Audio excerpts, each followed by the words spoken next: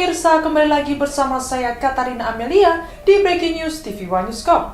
Pemirsa, sejumlah jenderal senior dan tentara cadangan mulai menyuarakan penolakan dan menyebut operasi militer di Gaza yang dipimpin Perdana Menteri Benjamin Netanyahu tidak lagi memiliki tujuan strategis yang jelas dan lebih didorong oleh kepentingan politik. Informasi lainnya, pemirsa, militer Thailand menuduh Kamboja melanggar kesepakatan gencatan senjata yang baru disepakati Senin 28 Juli malam. Thailand menilai hal itu sebagai pelanggaran yang disengaja dan melemahkan kepercayaan kedua negara.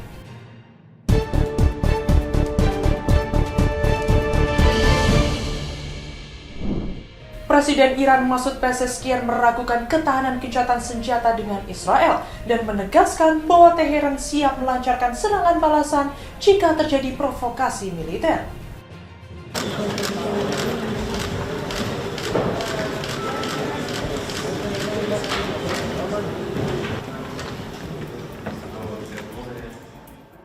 Presiden Iran Masoud Pezeshkian menyatakan keraguannya atas keberlangsungan gencatan senjata antara Iran dan Israel usai konflik 12 hari pada Juni lalu. Ia menyebut situasi masih rapuh dan penuh ketidakpercayaan sehingga perdamaian jangka panjang dinilai sulit tercapai.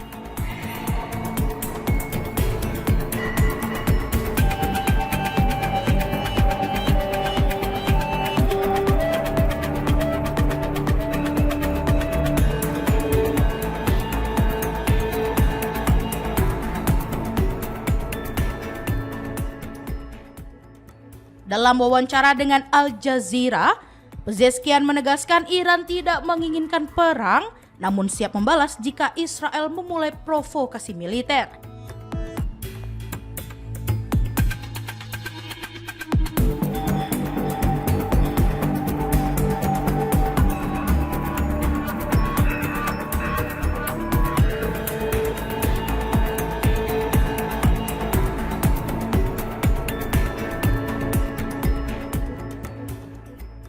Ia mengklaim Iran memiliki kemampuan menyerang target jauh di wilayah Israel dan menyebut Israel menutupi skala kerusakan akibat serangan balasan Iran.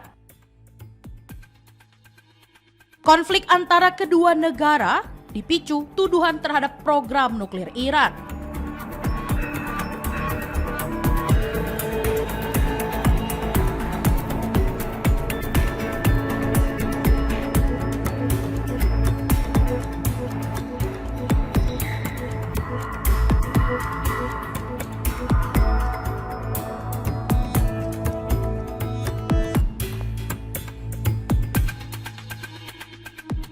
Israel dengan dukungan Amerika Serikat menyerang fasilitas nuklir Iran yang kemudian dibalas oleh Teheran, termasuk serangan ke pangkalan militer Amerika Serikat di Qatar. Meski gencatan senjata mulai berlaku 24 Juni, Pezeshkian menyebut tidak ada jaminan perdamaian akan bertahan. Iran menuding Israel terlibat dalam upaya pembunuhan terhadap Menteri Luar Negeri Abbas Araghchi dan Presiden Masoud Pezeshkian saat gelombang serangan militer pecah pada Juni lalu. Araghchi mengklaim agen intelijen Israel menanam bom di dekat rumahnya. Sementara itu, sang presiden dilaporkan nyaris tewas akibat serangan di fasilitas bawah tanah.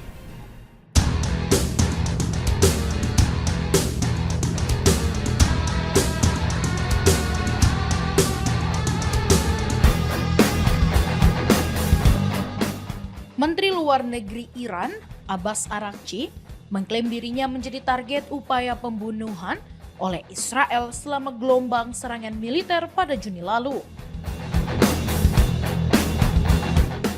Pernyataan itu ia sampaikan lewat kanal Telegram seperti dikutip media Rusia Sputnik Senin 28 Juli 2025.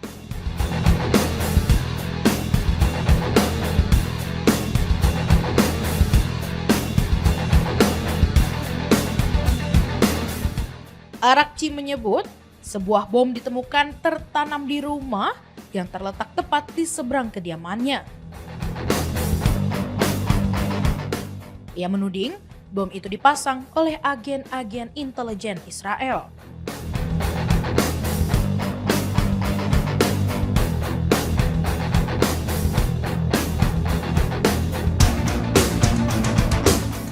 Insiden tersebut diduga terjadi bertepatan dengan periode serangan militer Israel terhadap Iran yang berlangsung sejak 13 hingga 24 Juni.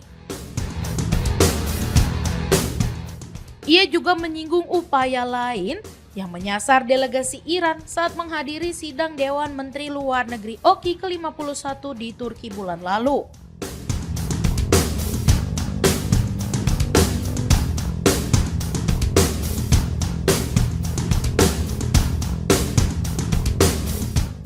Arakci menyebut pihaknya mendeteksi kehadiran drone Israel selama kunjungan itu dan langsung mengambil langkah pencegahan termasuk mematikan ponsel.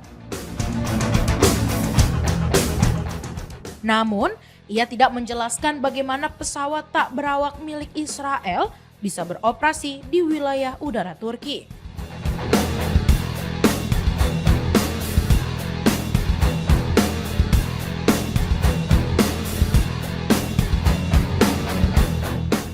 Selain dirinya, Arakci mengklaim Presiden Iran Masoud Pezeshkian juga menjadi sasaran.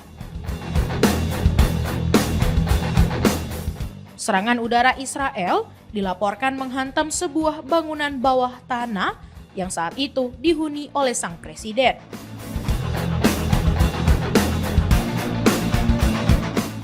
Pezeshkian disebut mengalami luka ringan di kaki, namun berhasil diselamatkan bersama beberapa pejabat lain melalui jalur evakuasi tersembunyi yang diduga belum terdeteksi oleh Israel.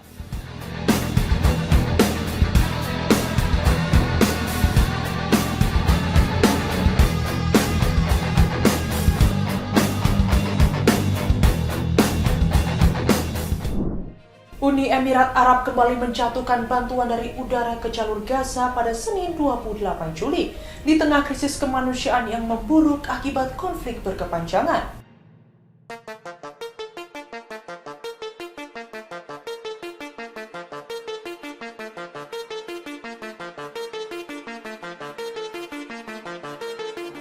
Uni Emirat Arab kembali menjatuhkan bantuan dari udara ke jalur Gaza pada Senin 28 Juli di tengah krisis kemanusiaan yang memburuk akibat konflik berkepanjangan.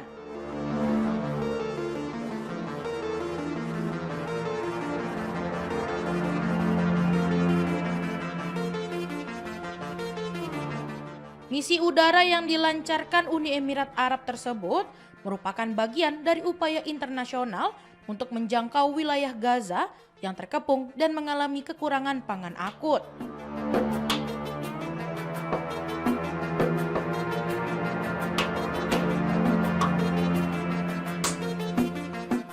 Namun, proses penyaluran bantuan itu memicu insiden. Setelah sedikitnya 10 warga Gaza dilaporkan terluka akibat tertimpa kotak bantuan, menurut pejabat kesehatan setempat.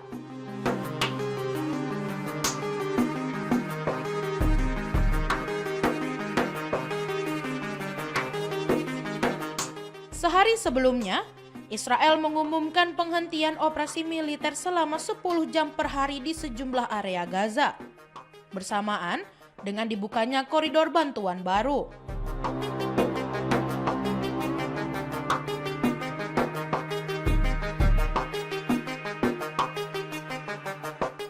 Langkah ini dinilai sebagai bentuk respon terhadap tekanan global dan meningkatnya kritik atas memburuknya kondisi sipil di wilayah tersebut.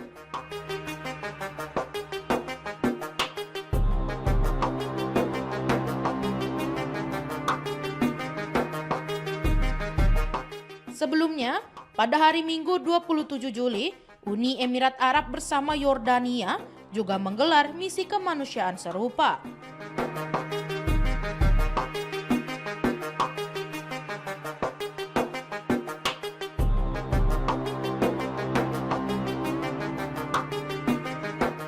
Keduanya menjatuhkan total 25 ton bantuan dalam operasi gabungan yang disebut sebagai pengiriman udara pertama mereka dalam beberapa bulan terakhir, menurut pernyataan resmi pemerintah Yordania.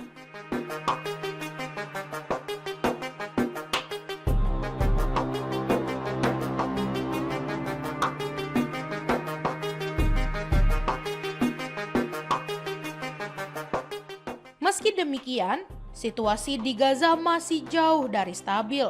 Blokade dan gempuran yang terus berlanjut membuat distribusi bantuan menjadi tantangan besar.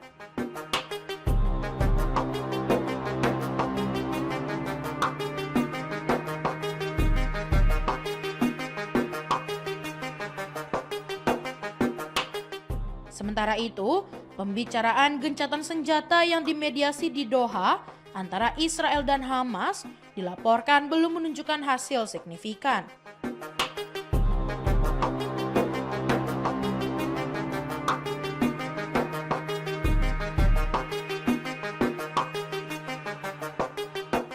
Menurut otoritas kesehatan Palestina, konflik yang dimulai sejak Oktober 2023 lalu telah menewaskan lebih dari 59.000 warga Gaza, mayoritas warga sipil.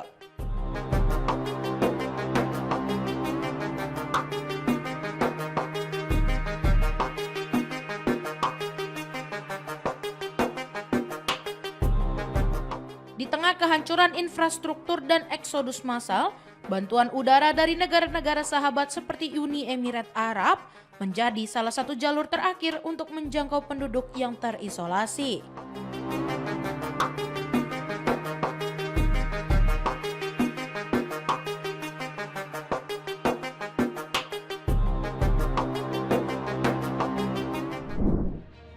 Ketidakpuasan terhadap perang berkepanjangan di Gaza kian meluas di internal militer Israel. Sejumlah jenderal senior dan tentara cadangan mulai menyuarakan penolakan dan menyebut operasi militer yang dipimpin Perdana Menteri Benjamin Netanyahu tidak lagi memiliki tujuan strategis yang jelas dan lebih didorong oleh kepentingan politik.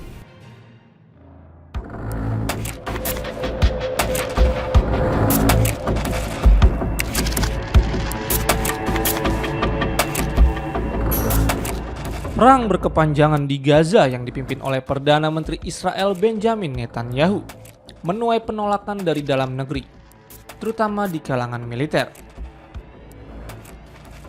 Semakin banyak tentara cadangan dan jenderal senior menyuarakan keberatan terhadap operasi militer yang dinilai tidak lagi memiliki tujuan strategis yang jelas. Beberapa dari mereka menandatangani surat terbuka, sementara mantan pejabat militer dan keamanan seperti Jenderal Asaf Orion dan Eran Etzian menyatakan keyakinan bahwa kepentingan politik menjadi alasan utama perang terus berlangsung. Kepala Staf IDF, Legend Eyal Zamir, juga dilaporkan mempertanyakan efektivitas kelanjutan operasi yang justru membahayakan para sandera. Di lapangan, perlawanan Hamas masih berlanjut, meskipun mereka telah kehilangan struktur militer formal. Israel mengklaim telah menguasai 75% wilayah Gaza, namun korban di pihak IDF terus bertambah. Penurunan moral di tubuh militer terlihat dari meningkatnya jumlah tentara cadangan yang menolak panggilan tugas, sebagian dengan alasan pribadi atau kesehatan. Seorang kapten, Ron Feiner, bahkan dijatuhi hukuman penjara setelah menolak kembali bertugas, menyebut dirinya tidak bisa lagi berpartisipasi dalam perang yang telah menewaskan puluhan ribu warga sipil Palestina. Kondisi kemanusiaan di Gaza turut memperburuk tekanan internasional terhadap Israel. Laporan kelaparan dan malnutrisi di wilayah tersebut mengundang kecaman dari negara-negara seperti Inggris, Prancis, dan Kanada. Proyek kota kemanusiaan yang dirancang Israel di Rafah pun menuai kritik karena dinilai berpotensi memicu pelanggaran hukum internasional serta membahayakan pasukan yang bertugas. Para jenderal senior memperingatkan bahwa proyek tersebut dapat memperburuk krisis jika dianggap sebagai tanda dimulainya kembali pertempuran pasca gencatan senjata. Di tengah kekacauan tersebut, perpecahan antara kepemimpinan politik dan militer Israel semakin mencuat. Netanyahu tetap bersikeras melanjutkan operasi militer dan menolak usulan pembentukan pemerintahan sementara di Gaza pasca konflik. Sementara itu, para analis menilai perang telah mencapai titik di mana biaya operasional jauh melebihi manfaat yang diperoleh. Dengan tingkat kehadiran pasukan cadangan yang terus menurun dan ketegangan internal yang meningkat, masa depan operasi militer Israel di Gaza kian dipertanyakan. Untuk pertama kalinya pemerintah Belanda secara terbuka menyebut Israel sebagai ancaman asing terhadap keamanannya. Tuduhan itu muncul dalam laporan resmi otoritas anti-teror Belanda yang menyoroti kampanye disinformasi Israel, serta upaya memengaruhi politik domestik dan mengganggu lembaga hukum internasional di Den Haag.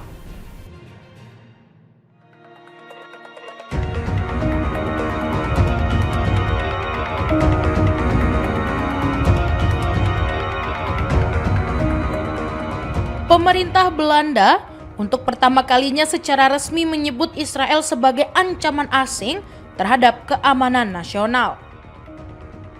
Dalam laporan terbaru Koordinator Nasional untuk Keamanan dan Anti-Terorisme atau NCTV, Israel dituduh melancarkan kampanye disinformasi yang membahayakan warga sipil Belanda dan mengganggu proses hukum internasional. Laporan tersebut mengungkap bahwa badan-badan yang berafiliasi dengan Israel telah menyebarkan dokumen secara langsung kepada jurnalis dan politisi Belanda melewati jalur diplomatik resmi. Dokumen-dokumen itu berisi narasi sepihak mengenai insiden kericuhan supporter Maccabi Tel Aviv di Amsterdam pada November 2024 lalu, serta informasi pribadi yang tidak wajar dan berpotensi membahayakan warga Belanda. NCTV menyatakan bahwa tindakan ini dilakukan untuk memengaruhi opini publik dan politik di Belanda. Kementerian Kehakiman dan Luar Negeri memperingatkan bahwa individu yang datanya dibocorkan bisa menghadapi ancaman, pelecehan, bahkan kekerasan fisik. Selain itu, Belanda juga menyuarakan keprihatinan terhadap tekanan yang dilancarkan Israel dan Amerika Serikat terhadap Mahkamah Pidana Internasional atau ICC di Den Haag, menyusul surat perintah penangkapan terhadap Perdana Menteri Israel Benjamin Netanyahu dan mantan Menteri Pertahanan Yoav Gallant atas dugaan kejahatan perang di Gaza. Tekanan ini dinilai berpotensi menghambat independensi pengadilan. Sikap pemerintah Belanda yang selama ini menjadi sekutu tradisional Israel kini kian kritis. Bersama Irlandia dan Spanyol, Belanda mendesak Uni Eropa mengevaluasi kembali hubungan dengan Israel atas dugaan pelanggaran HAM di Gaza. Pada Februari lalu, Pengadilan Banding Den Haag memerintahkan penghentian ekspor komponen jet F-35 ke Israel karena beresiko digunakan untuk melanggar hukum humaniter internasional. Meski demikian, laporan menyebut rantai pasok komponen ke Israel masih terus berjalan. Militer Yordania menjatuhkan bantuan kemanusiaan ke Gaza pada Senin 28 Juli 2025 dengan menggunakan pesawat militer dari Pangkalan Udara Raja Abdullah II di Zarqa.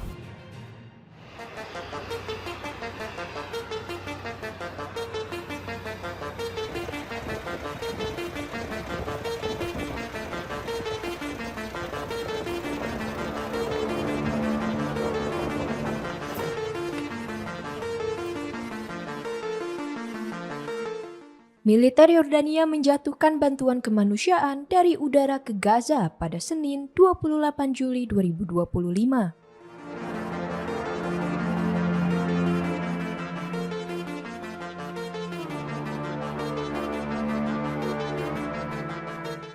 Bantuan itu berupa makanan kaleng, susu formula, gula, dan beras yang dimuat dari Pangkalan Udara Raja Abdullah II di Zarqa dan dijatuhkan menggunakan parasut ke wilayah Gaza.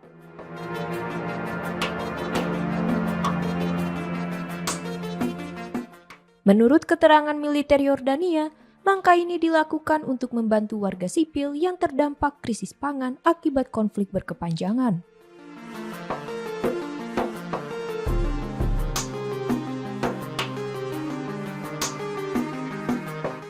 Rekaman dokumenter menunjukkan bantuan dimasukkan ke dalam pesawat militer sebelum diterbangkan dan dijatuhkan di Gaza.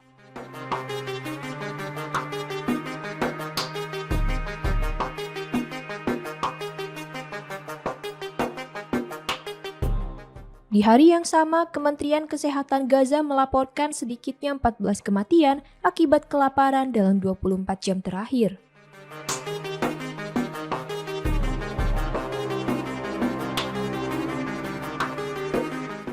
Total korban jiwa karena kelaparan sejak perang berlangsung mencapai 147 orang, termasuk 89 anak-anak.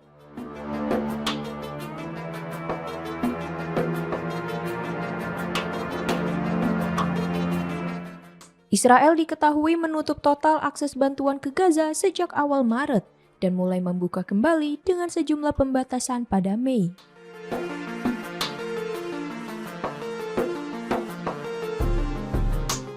Pemerintah Israel mengklaim tindakan tersebut dilakukan untuk mencegah penyalahgunaan bantuan oleh kelompok bersenjata Hamas.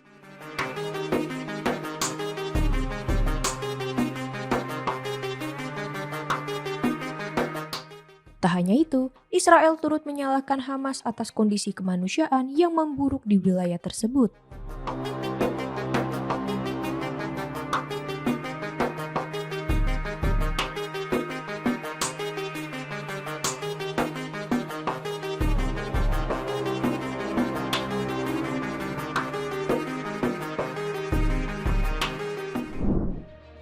Upaya pengiriman bantuan kemanusiaan menuju jalur Gaza kembali menghadapi tantangan.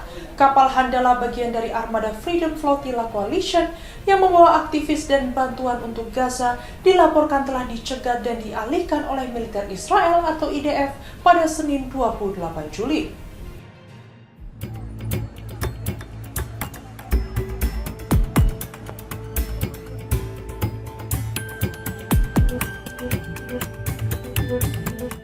Upaya pengiriman bantuan kemanusiaan menuju jalur Gaza kembali menghadapi tantangan.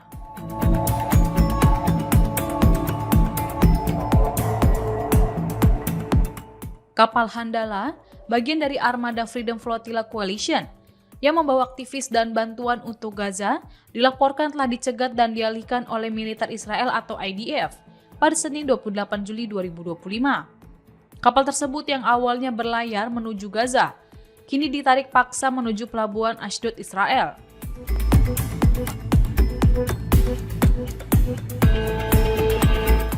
Menurut laporan, penjegatan terjadi saat Handala berada di perairan internasional, sekitar 100 mil laut dari jalur Gaza. Kapal itu membawa serta bantuan esensial dan ingin menyalurkannya langsung kepada penduduk Gaza sebagai bentuk solidaritas dan protes terhadap blokade. Menanggapi hal itu, pihak Gaza mengecam tindakan Israel sebagai pembajakan laut.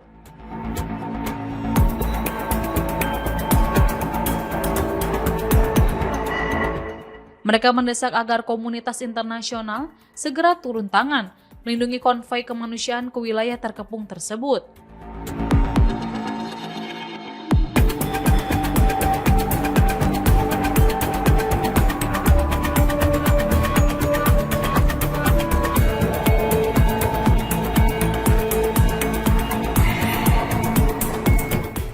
Menurut kantor media Gaza mengatakan, penyerbuan kapal Handala di perairan internasional, padahal sedang dalam misi kemanusiaan menembus blokade di jalur Gaza adalah agresi terang-terangan.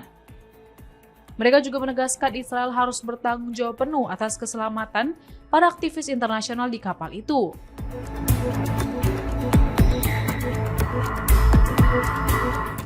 Sebagai informasi, kapal Handala merupakan salah satu kapal yang terlibat dalam misi untuk memecah blokade yang diberlakukan Israel terhadap jalur Gaza. Kapal Handala mengangkut sebanyak 21 warga sipil yang mewakili 12 negara, termasuk anggota parlemen, pengacara, jurnalis, aktivis buruh, dan lainnya.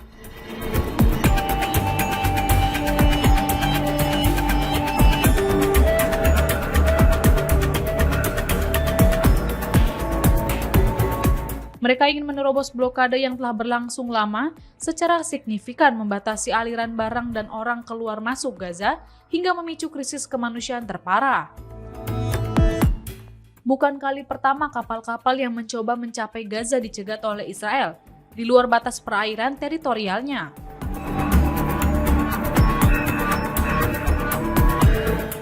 Pada Juni lalu, Israel menyita kapal Medlin dan menjadi 12 warga sipil yang ikut dalam pelayaran untuk mengirim bantuan ke jalur Gaza. Kapal tersebut tengah membawa bantuan seperti makanan dan obat-obatan dan bukan menuju wilayah Israel.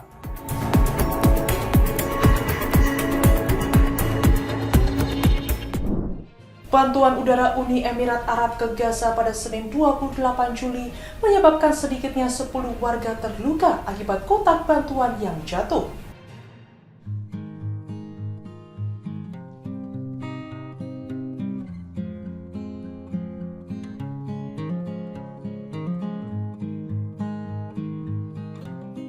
Uni Emirat Arab kembali melakukan pengiriman bantuan udara ke Gaza pada Senin 28 Juli 2025. Menurut pejabat kesehatan Palestina di Gaza City, setidaknya 10 orang terluka akibat tertimpa kotak bantuan yang jatuh.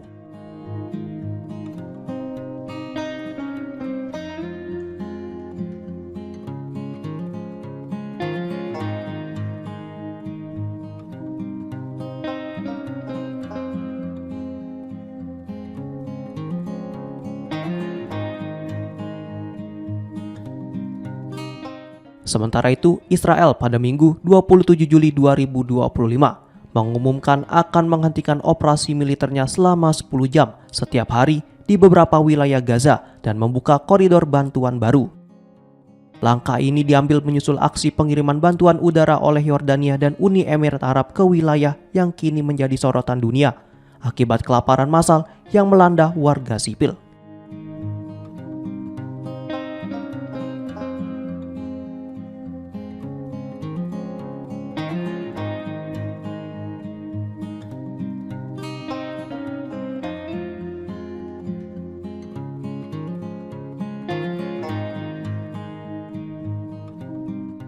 Israel kini menghadapi kritik internasional yang semakin keras terkait krisis kemanusiaan di Gaza, meski pemerintah Israel menolak tuduhan tersebut. Sementara itu, pembicaraan gencatan senjata tidak langsung antara Israel dan kelompok militan Hamas di Doha dilaporkan terhenti tanpa hasil. Diketahui perang dimulai pada 7 Oktober 2023 ketika pasukan yang dipimpin Hamas menyerang Israel Selatan, menewaskan sekitar 1.200 orang dan menyandra 251 orang yang kemudian dibawa ke Gaza, menurut data otoritas Israel. Sejak saat itulah, serangan militer Israel telah menewaskan hampir 60.000 orang di Gaza, sebagian besar warga sipil, meratakan sebagian besar wilayah dan memaksa hampir seluruh penduduk mengungsi, menurut pejabat kesehatan Gaza.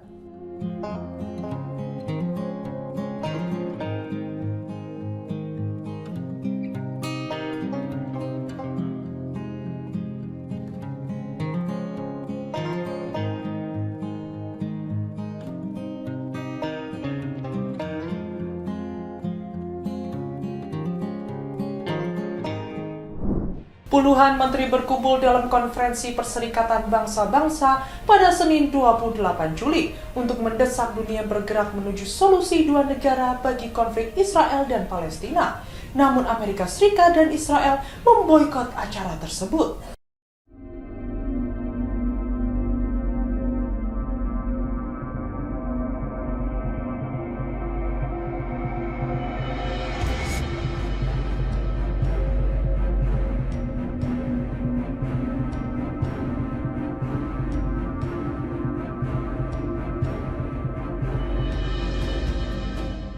Puluhan menteri berkumpul dalam konferensi Perserikatan Bangsa-Bangsa pada Senin 28 Juli 2025 untuk mendesak dunia bergerak menuju solusi dua negara bagi konflik Israel dan Palestina.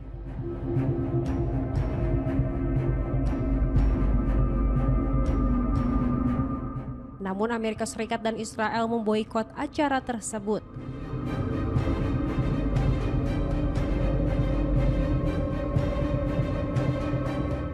Juru bicara Departemen Luar Negeri Amerika Serikat menyampaikan bahwa Amerika Serikat tidak akan menghadiri konferensi di Perserikatan Bangsa-Bangsa.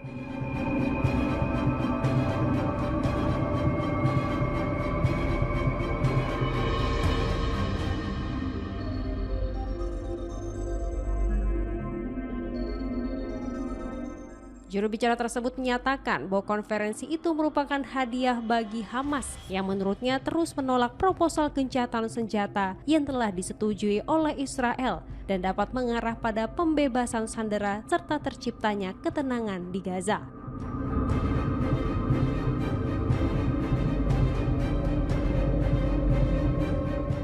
Perserikatan Bangsa-Bangsa telah lama mendukung visi solusi dua negara, yakni Israel dan Palestina hidup berdampingan dalam batas-batas yang aman dan diakui.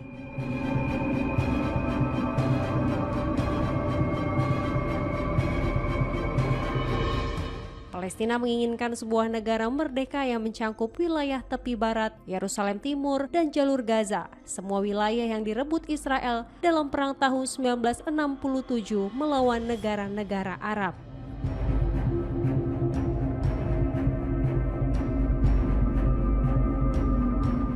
Pada Mei tahun lalu, Majelis Umum PBB memberikan dukungan mayoritas terhadap upaya Palestina untuk menjadi anggota penuh PBB.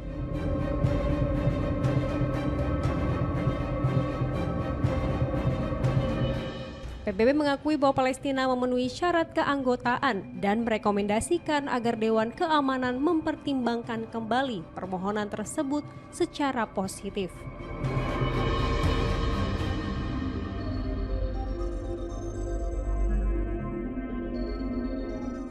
Resolusi itu memperoleh 143 suara mendukung dan hanya 9 suara menentang.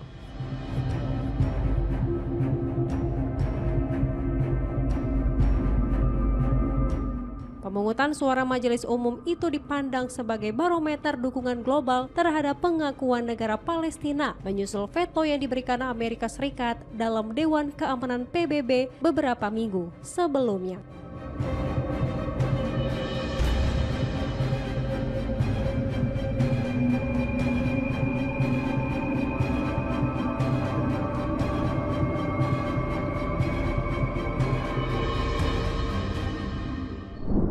Kota perbatasan Samraong di Provinsi Odar Mece, Kamboja ditinggalkan oleh penduduknya yang melarikan diri akibat penembakan artileri mematikan antara pasukan Thailand dan Kamboja pada Senin 28 Juli sebelum kedua negara mencapai kesepakatan gencatan senjata di kemudian hari.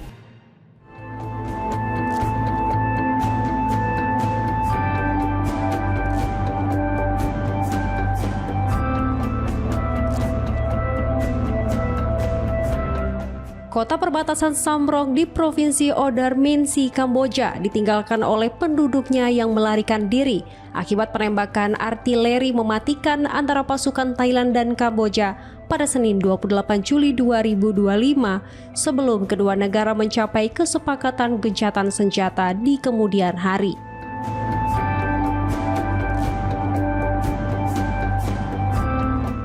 Toko-toko di pasar pusat kota dilaporkan tutup total pada hari kelima sejak konflik bersenjata kembali pecah minggu sebelumnya.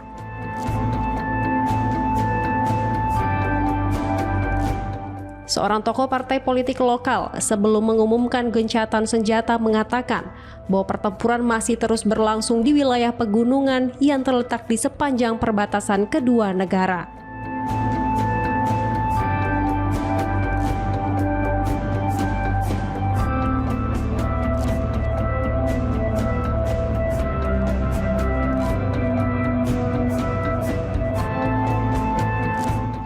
Thailand dan Kamboja akhirnya sepakat untuk melakukan gencatan senjata segera dan tanpa syarat yang mulai berlaku pada tengah malam hari Senin.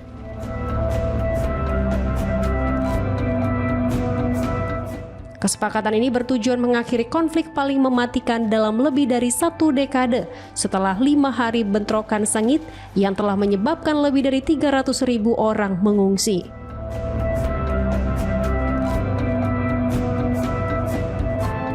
Kesepakatan tersebut tercapai setelah berbagai upaya mediasi yang dilakukan oleh Malaysia sebagai ketua blok regional ASEAN serta Amerika Serikat dan China guna membawa kedua pihak ke meja perundungan.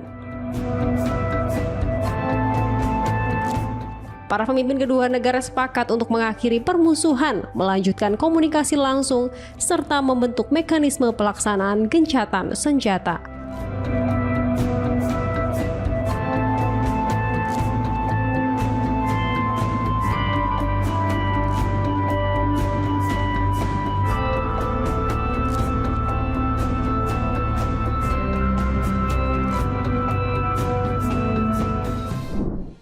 Semangat tinggi terlihat di pusat evakuasi di Bangkok setelah warga Thailand mendengar kabar gencatan senjata antara Thailand dan Kamboja.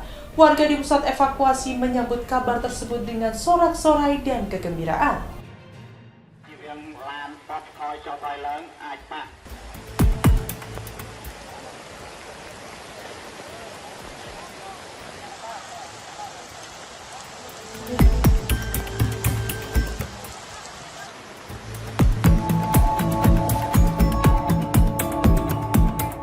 Semangat tinggi terlihat di pusat evakuasi di Bangkok setelah warga Thailand mendengar kabar gencatan senjata antara Thailand dan Kamboja. Gencatan senjata segera dan tanpa syarat diumumkan akan berlaku mulai tengah malam seperti disampaikan Perdana Menteri Malaysia Anwar Ibrahim di Kuala Lumpur.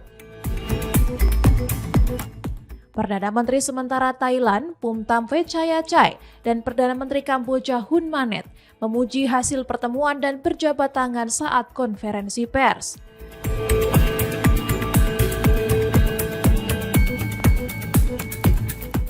Warga di pusat evakuasi seperti pedagang Buale Canduang menyambut kabar tersebut dengan sorak-sorai dan kegembiraan.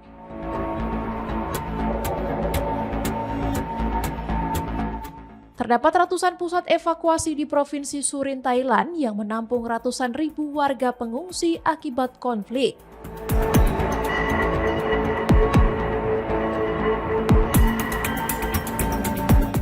Perdana Menteri Hun Manet menyatakan bahwa gencatan senjata memberi peluang untuk kembali normal.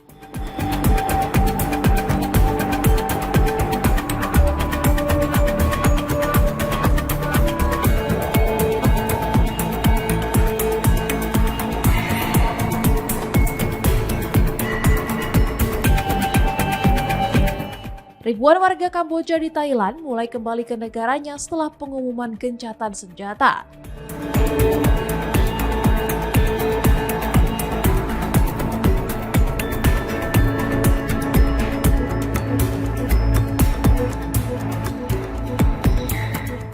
Hingga Minggu 27 Juli pagi, dentuman artileri masih terdengar di kota Samraong, Kamboja dekat zona konflik.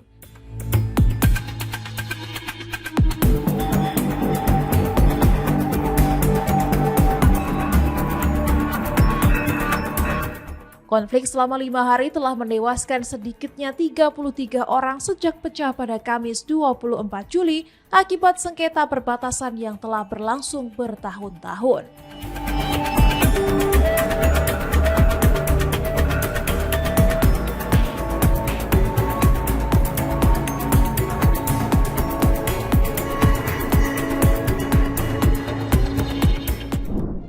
Pemimpin Kamboja dan Thailand sepakat melakukan gencatan senjata mulai Senin 28 Juli tengah malam untuk mengakhiri konflik mematikan yang telah berlangsung selama 5 hari.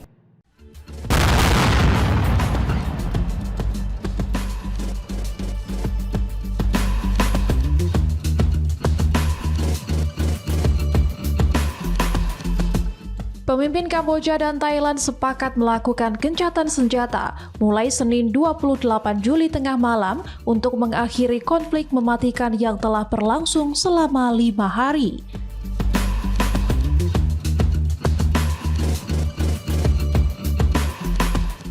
Kesepakatan dicapai dalam konferensi pers di Putrajaya, Malaysia usai pertemuan yang dimediasi oleh Perdana Menteri Malaysia Anwar Ibrahim.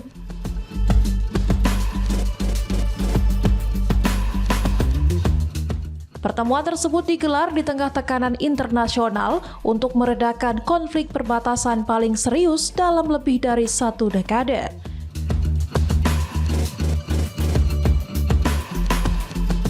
Dalam konferensi pers, Anwar mengumumkan bahwa gencatan senjata akan segera diberlakukan tanpa syarat, efektif mulai tengah malam 28 Juli.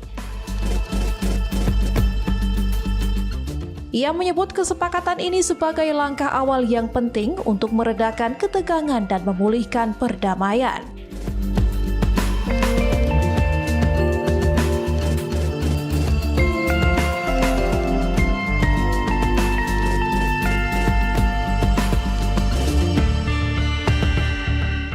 Anwar sebelumnya mengusulkan perundingan gencatan senjata tak lama setelah bentrokan perbatasan pecah pada Kamis 24 Juli. Tiongkok dan Amerika Serikat juga menyatakan kesiapan untuk membantu perundingan damai antara kedua negara. Presiden Amerika Serikat Donald Trump telah menelepon kedua pemimpin dan mendesak penyelesaian damai atas konflik tersebut. Trump memperingatkan bahwa ia tidak akan melanjutkan kesepakatan dagang dengan Thailand maupun Kamboja jika pertempuran tidak dihentikan.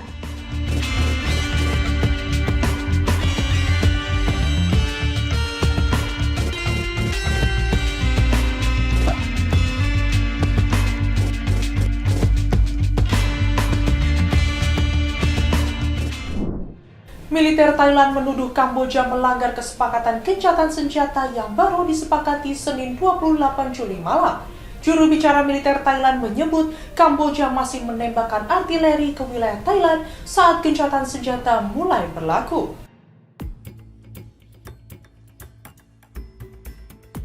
I wish to invite Excellencies the Prime Ministers for a group photo session. Militer Thailand menuduh Kamboja melanggar kesepakatan gencatan senjata yang baru disepakati Senin 28 Juli malam.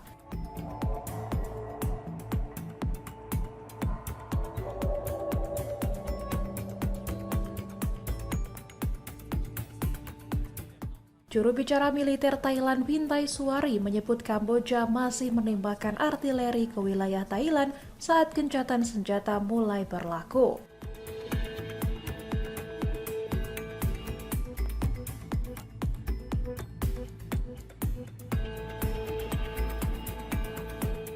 Ia menilai hal itu sebagai pelanggaran yang disengaja dan melemahkan kepercayaan kedua negara.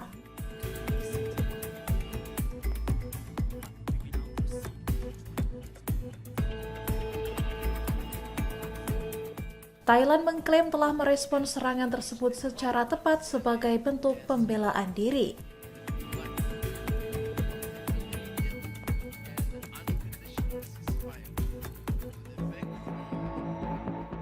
Pihak Kamboja membantah tuduhan itu, menyatakan tidak ada bentrokan bersenjata yang terjadi.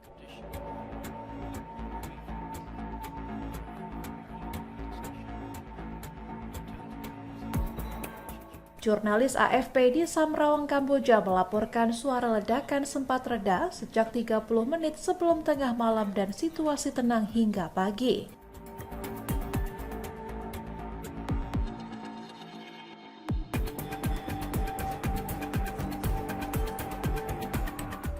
Perdana Menteri Kamboja Hun Manet menyebut ketegangan di garis depan telah mereda sejak gencatan senjata diberlakukan.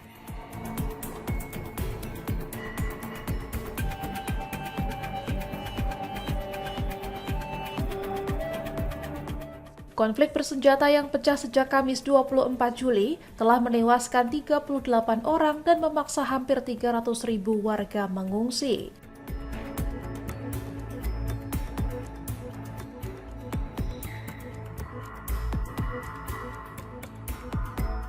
Presiden Amerika Serikat Donald Trump ikut menekan Thailand dan Kamboja agar segera menghentikan konflik.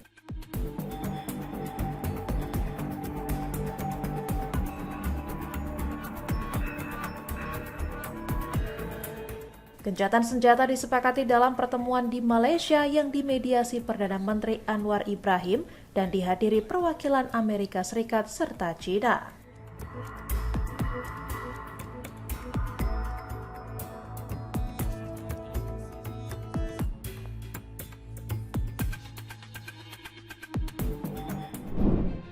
Setelah 5 hari bentrokan sengit di perbatasan Thailand dan Kamboja akhirnya sepakat melakukan gencatan senjata tanpa syarat pada Senin 28 Juli.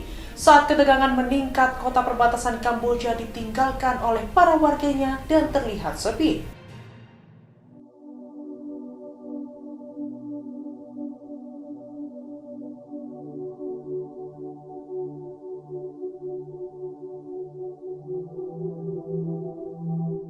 Kota perbatasan Sam Raong di Provinsi Odar Mainchi, Kamboja mendadak sepi ditinggalkan warganya pada Senin 28 Juli 2025 setelah terjadi penembakan artileri mematikan antara Kamboja dan Thailand.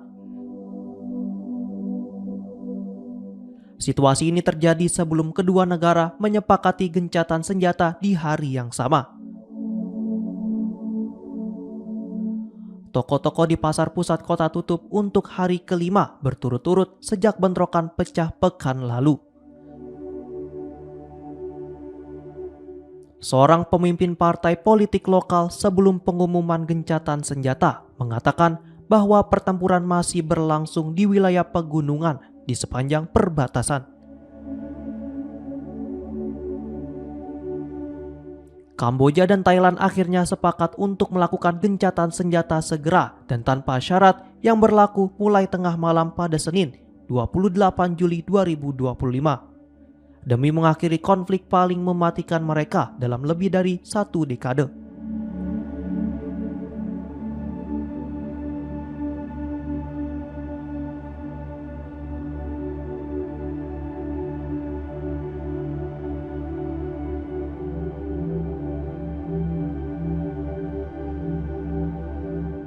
Pertempuran selama 5 hari terakhir telah menyebabkan lebih dari 300.000 orang mengungsi.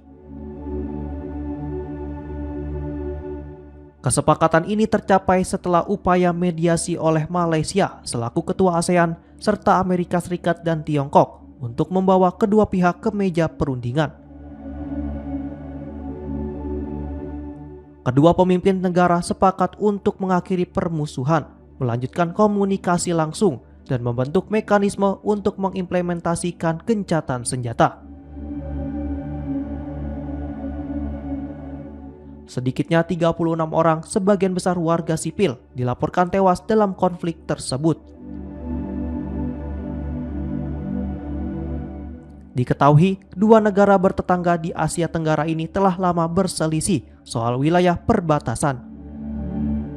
Dan situasi semakin memanas sejak seorang tentara Kamboja tewas dalam bentrokan pada akhir Mei yang kemudian memicu pengerahan pasukan di kedua sisi. Meski gencatan senjata telah disepakati, konflik perbatasan Thailand-Kamboja menyisakan ketegangan militer, terutama karena kehadiran PHL-03, sistem roket jarak jauh buatan Cina yang kini menjadi senjata andalan Kamboja.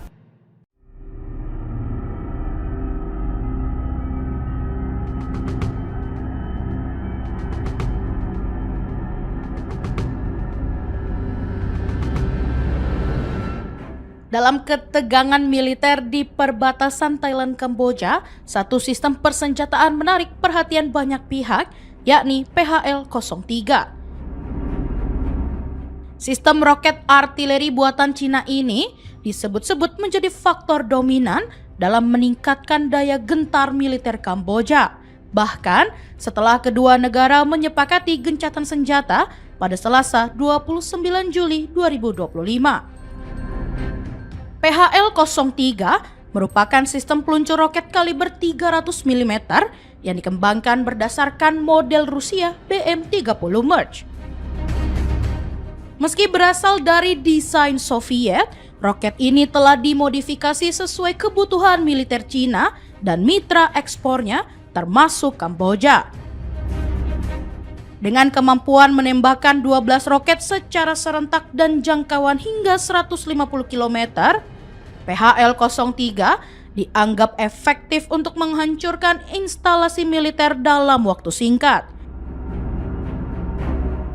Kehadiran senjata ini disebut memberikan keunggulan strategis bagi Kamboja, terutama dalam konteks perbatasan yang sensitif. Analisis pertahanan menilai daya jangkau jauh dan kekuatan ledak PHL-03 memaksa Thailand untuk lebih berhati-hati dalam menempatkan pasukan maupun logistik di dekat wilayah sengketa. Apalagi sistem ini dapat dipadukan dengan pengintaian drone yang memungkinkan Kamboja melancarkan serangan presisi ke titik-titik strategis milik lawan dari jarak aman.